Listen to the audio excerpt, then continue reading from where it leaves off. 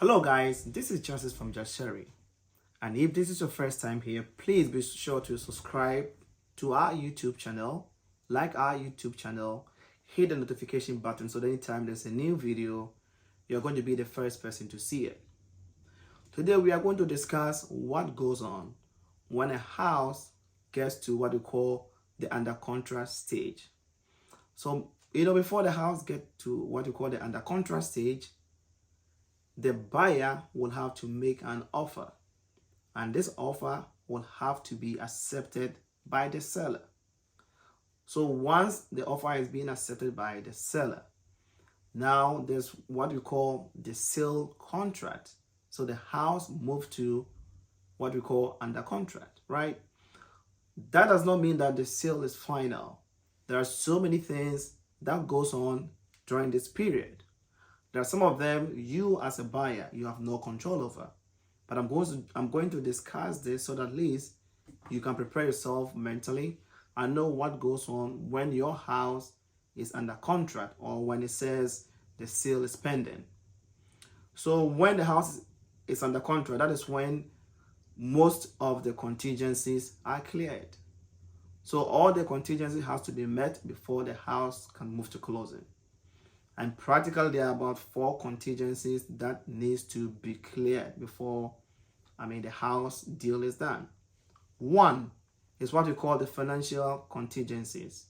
So, for example, if you are not rich or if your family is not rich to give you all the amount of money you need to buy the house outright, then it means that you are going to go through a bank or a mortgage company for a loan.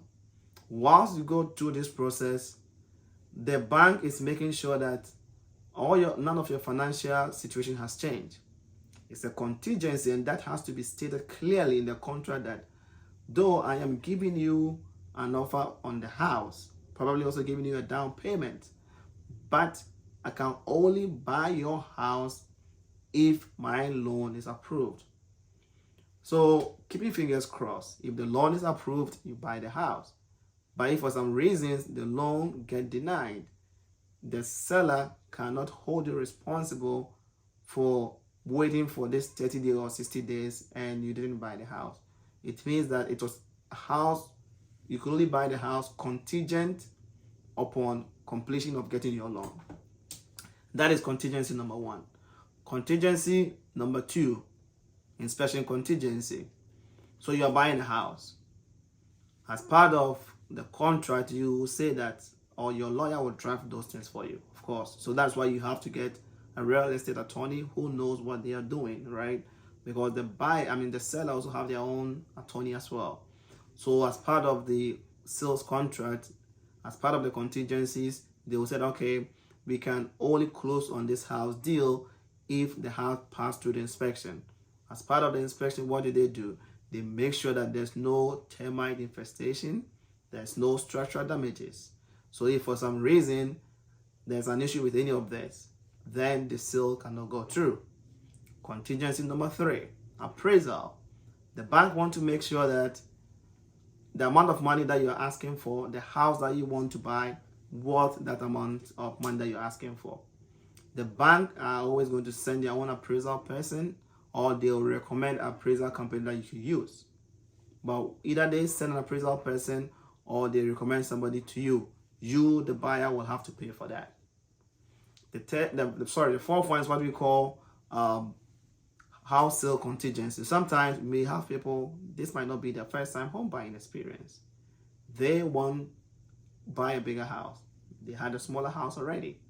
Now their family is getting big, so they want to buy a bigger house. So part of their contingency will be, I can only buy your house if my house is sold. So if for some reason their house is not sold on time, or even their house is not sold, then they cannot follow through with what we call the sale of the house, the pending sale. So now, during the under contract, all these things are done behind the scenes, right? Some of them may involve you, the buyer. Some of them may involve the seller.